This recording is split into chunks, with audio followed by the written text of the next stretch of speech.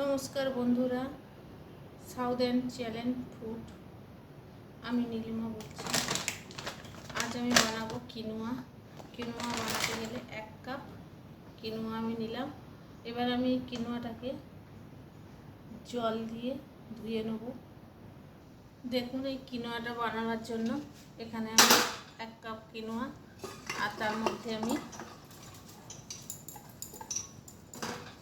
1 cup quinoa নিলাম।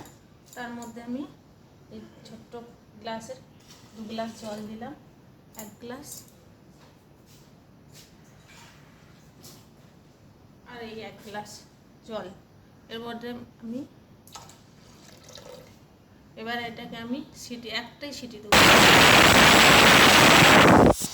দেখুন, এবার আমি একটা সিটি দিয়েছি। এবার আমি এটাকে নিয়ে নিলাম, নিয়ে এটাকে আমি আবারই জাল দেবো স্লো আঁচে। তার দেখতে পাচ্ছেন ঢাকনাটা খুলে দিই।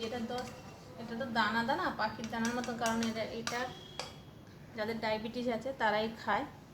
এটা শক্ত আছে, এটা স্লো আঁচে বসানো থাকলে আস্তে আস্তে এটাকে, কারণ যদি আবার যদি সিটি দিই এটা পুরো ঠিকরে পড়ে যাবে। তার জন্য একে স্লো আঁচে বসিয়ে একটা সিটি দেওয়ার পরে রেখে দিতে হবে। 10 থেকে 15 মিনিট এরকমই থাকার পর হয়ে তৈরি হয়ে যাবে। দেখুন বন্ধুরা, এবারে 10 মিনিট পরে আমি ফিরে এসেছি। দেখুন, মনে হচ্ছে হয়ে গেছে। হ্যাঁ, হয়ে গেছে। আমি গ্যাসটা বন্ধ করে দিলাম। এই দেখুন কি সুন্দর ঝরঝরে হয়ে গেছে।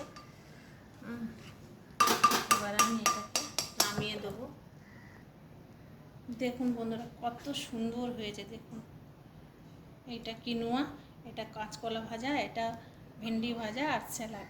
কিনোয়াটা এইভাবেই খায় যাদের ডায়াবেটিস যারা রোগী তারা এইগুলো খায়। থ্যাংক ইউ বন্ধুরা।